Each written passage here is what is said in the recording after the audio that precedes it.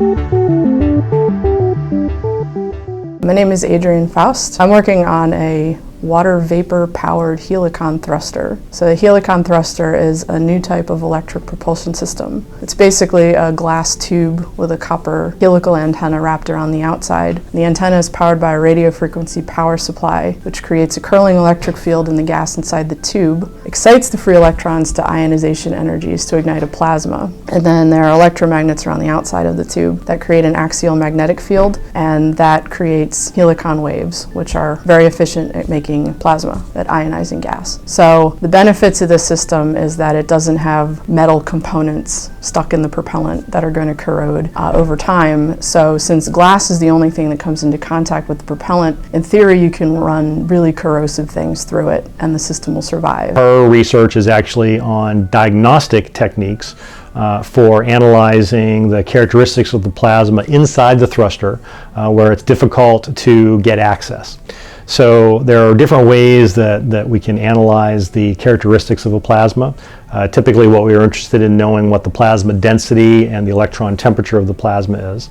And you can do that by introducing a variety of probes that actually go into the plasma itself, but they also tend to disrupt the flow of the plasma and its characteristics. So ideally, we have a mechanism for being able to analyze the properties of the plasma without actually introducing anything into it. So I'm working on a non-invasive diagnostic technique using emission spectroscopy to determine the performance of the water vapor powered helicon thruster. This is the helicon thruster. It's currently running on water vapor without the magnetic field. So right now it's just an inductively coupled plasma source. There's about 77 watts of RF power going into the copper antenna, which you can see lit up by the plasma there. What I'm going to do is I'm going to turn the magnets on, and hopefully you'll see it get brighter, which means that once the magnetic field is on, helicon waves will form, and you'll see the plasma get brighter because helicon waves are better at ionizing gas than just an inductively coupled plasma. So hopefully you saw it get a little brighter. The magnets are now on, so that is the water vapor helicon thruster operating in helicon mode. So there's a fiber optic cable in the chamber. That fiber optic cable is going to pick up the light from the plasma.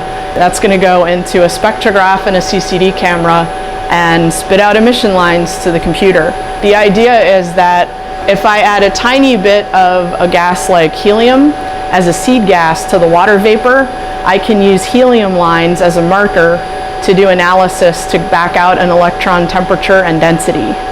All right, so this is an example of two different data takes using an argon plasma, not water vapor.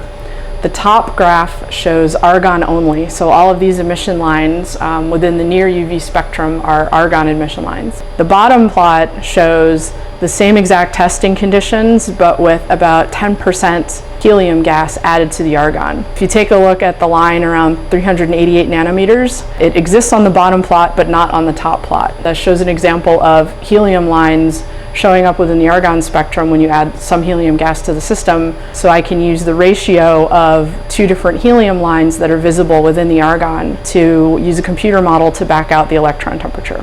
I was interested in it because it was definitely a lot of hardware, assembly and testing. There's a lot of intricate parts to the diagnostic equipment. So a lot of data analysis and fixing things, breaking things appeals to me. If you can put these systems on probes that could be sent to the far reaches of the solar system, galaxy, wherever, if you can run it on things like water vapor, there's the potential for refueling out in deep space.